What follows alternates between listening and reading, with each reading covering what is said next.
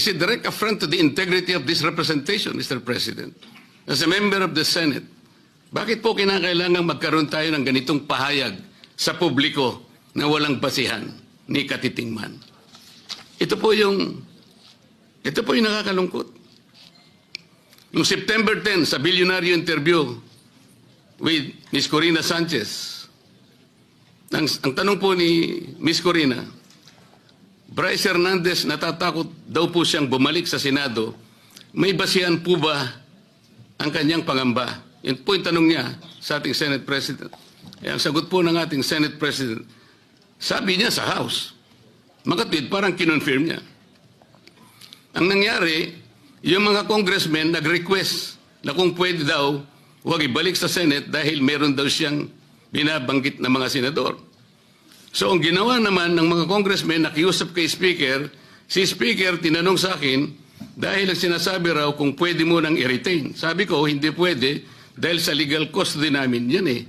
Dahil merong contempt dyan sa Senado. Nakikiusap sila kung pwede na wag sa Senate mismo, hindi naman i-retain sa House. Ang umandar sa akin, siyempre, yung tinatawag na parliamentary courtesy. Kasi meron silang nakakontempt doon, yung si Mendoza, gusto rin naman namin kunin yun. Alam ko later, iimbitahan namin yun. So ang nangyayari po, Mr. President, kaya ba dinidiscredit, kaya ba pinagsususpetsahan yung Diskaya sworn affidavit sapagkat may binanggit siyang 17 congressmen? Yun po ba ang dahilan? Bakit naman po nung yung Hernandez ay nag-testify sa House, bakit kagyat nating pinakinggan naman ang kanyang katwiran? Dahil may binanggit naman siya, di umano, na may kasalanan na dalawang kasama natin dito. At saka siya nagsabi na, huwag niyo na akong ibalik doon sapagkat manganganib ang buhay ko.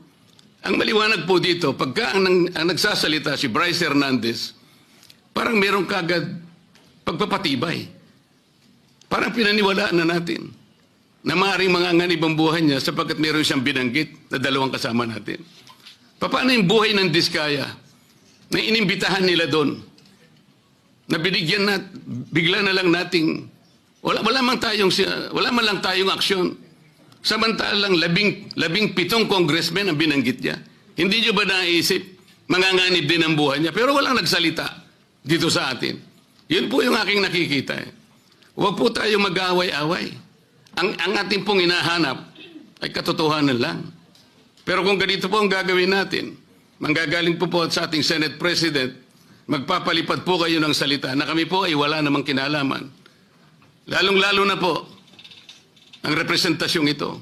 Kahit minsan wala po akong sinabihan na mas magaling po ako.